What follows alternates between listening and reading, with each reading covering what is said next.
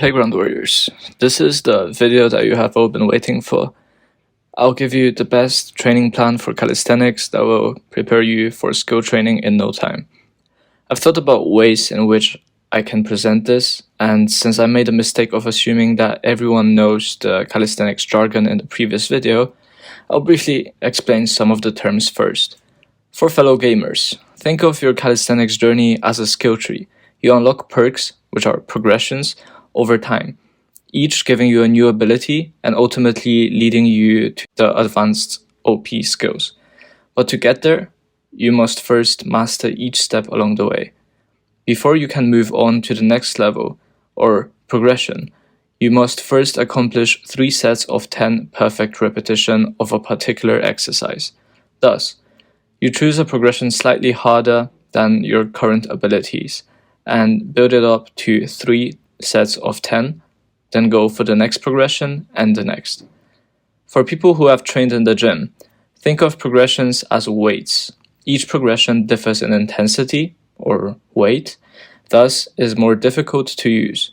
Over time, as you develop strength, you will be able to lift heavier and heavier circles, well in calisthenics progressions. Popular progressions, for instance, for the push-up are knee push-ups, normal push-ups, decline push-ups, archer push-ups, one-arm push-ups. This is how most calisthenics athletes train. However, this approach makes you relearn new movements each time you want to progress, which takes more time. I have found another better and faster way of progressing with only 2 exercises in the beginning. These are the push-up, where you keep the same form and simply move your hands towards your waistline over time, and pull-ups, where you pull more and more explosively. For more details, watch my videos on push-ups and pull-ups, as I will not talk about the forms in this video. Now, failure is when you absolutely cannot perform another repetition, no matter how hard you try. Failure, however, is very taxing on your body, so in each set you want to finish close to failure, but not at complete failure, so that you have more energy to do more sets. A drop set is a set where once you cannot perform the progression you're doing, you lower the progression and keep going until you reach failure, and then lower the progression again and reach failure again. This creates one long set, which is perfect for the last set of your workouts, to squeeze out that little bit of strength that you still have left. The 8 to 12 range is typically the number of repetitions that you strive to get in each set. This is the best range to build muscle. You will choose progressions accordingly to reach close to failure at 8th rep. Over time, you will be choosing harder and harder progressions, but the rep range stays the same. This is why some of you who do 30 push-ups may be wondering why you see no gains. You can't just go to the gym and do random exercises for a random amount of reps with random weight and expect growth. This leads me to the next point, which is progressive overload. Progressive overload is progressively increasing the difficulty of your workout with each session. This forces your body to adapt and get stronger. It is thus good to keep a log with the number of reps you do in each workout and try to make the workouts slightly harder every time. Now, a couple disclaimers. Progress depends on your starting point: rest, sleep, nutrition, genetics, consistency, and how hard you work out. This is why I cannot promise you how you will look or how quickly you will get to those skills. But what I do know is that this is the quickest method to get to the goals, which is having a good enough basis to train skills. The second disclaimer is legs. If you want the skills as quick as possible and progress faster, of course do not train legs.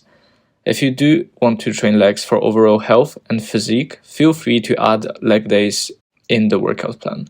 Remember, as long as you are truly okay with having chicken legs and other people pointing it out, it doesn't matter.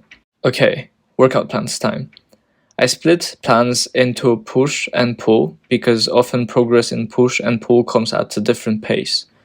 Choose your level in push and pull respectively and combine them into a workout for you. I'll talk about the workout splits in the end of the video.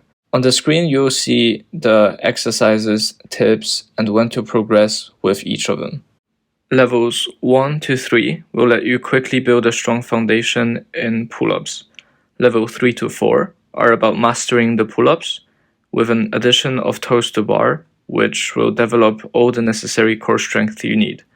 Please check out my videos on push-ups and pull-ups and follow the form strictly that I recommend, otherwise this plan will not work. For push, the calisthenics push-up is the push-up I made a video on. Levels 1 and 2 are about building basic shoulder strength and mastering push-ups. Level 3 is where you start implementing overhead movements. Starting level 5, you don't need to implement drop sets anymore because the workouts will be very straining on your joints and tendons, making recovery more efficient. Level 5 shift focus to handstand push-ups. Building these up 1 rep per session until you can do 3 sets of 10 deep handstand push-ups will give you enough strength to never train your shoulders again. Along the way, at 4.5, you will unlock the bent arm planche. At level 6, you will unlock an advanced tuck planche, if not a straddle planche. At 5 to 9, you will get freestanding handstand push-up as soon as you unlock the handstand, all without training them specifically. In level 5, I added the ring support hold because this will let you start getting used to the ring movements early on. Learning the support hold will be very useful if you later want to train skills on the rings. In level 7, I added reverse hypers, which is technically a leg exercise, however it's very important for the full planche, so it's good to start training it early on, especially if you have not been training legs. Now, what you want to do with this list is to choose your level in push and pull and combine them into one day.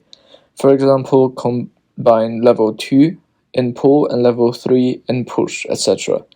I personally think that training push and pull together is much better than splitting them into 2 days, especially for beginners.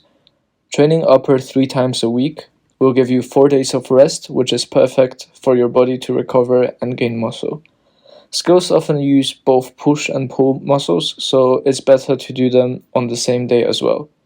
Start your workouts with whichever muscle group is weaker. Usually for beginners, this will mean starting with pull movements and then doing push. This plan is specifically for calisthenics athletes who want to learn skills. However, if physique is what you're interested in, this will also work amazingly. There is a reason why all calisthenics athletes look so peeled, and is because there is a lot of core utilization when training with correct form, as well as emphasis on shoulders, arms, and back. Okay, that's it. Have fun training. If you have any questions, feel free to let me know on Instagram or the comments. And thank you so much for 2,000 subscribers. It's ridiculous. Okay, bye.